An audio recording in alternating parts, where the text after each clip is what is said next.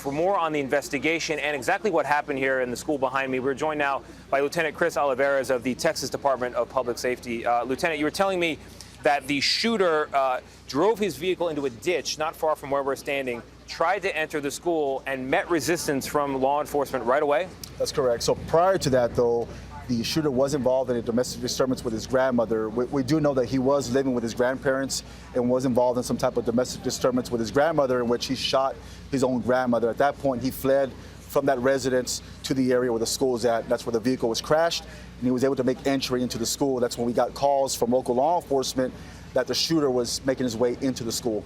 So he meets resistance from law enforcement at the gate, fights his way in. Once he's inside the school, what happens? Right, so we had local police officers here from the Uvalde Police Department, school police officers, as well as state troopers that were responded on scene first. They were the primary officers on scene. They heard the gunfire.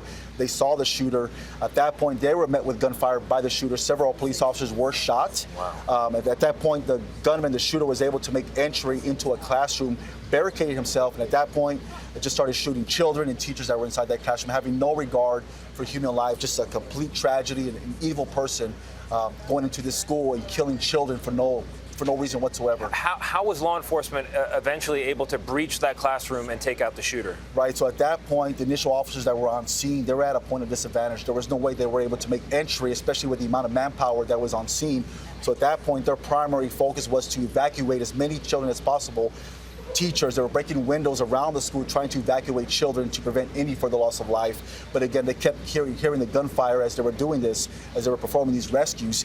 We had a specialized tactical law enforcement team arrive, comprised of federal law enforcement, local law enforcement, state law enforcement, that were able to make forcible entry into that classroom.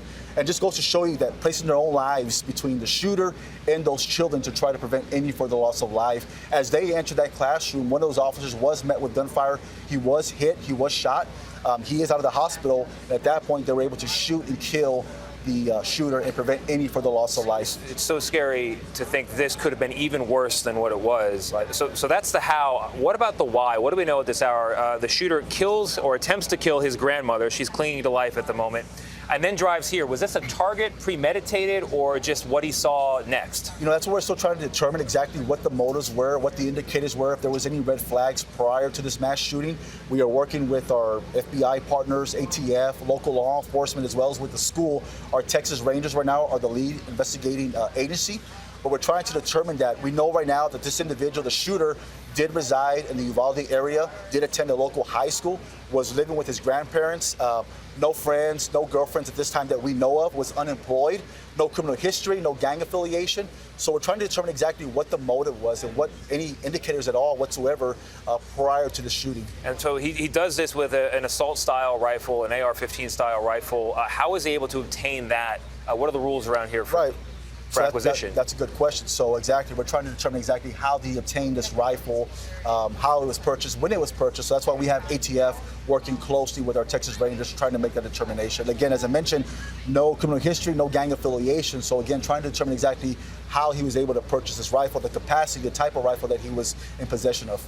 All right, Lieutenant Olivarez, we are so grateful to law enforcement for stopping this, knowing it could have been even worse. Right, exactly. Thank you very much. Thank you.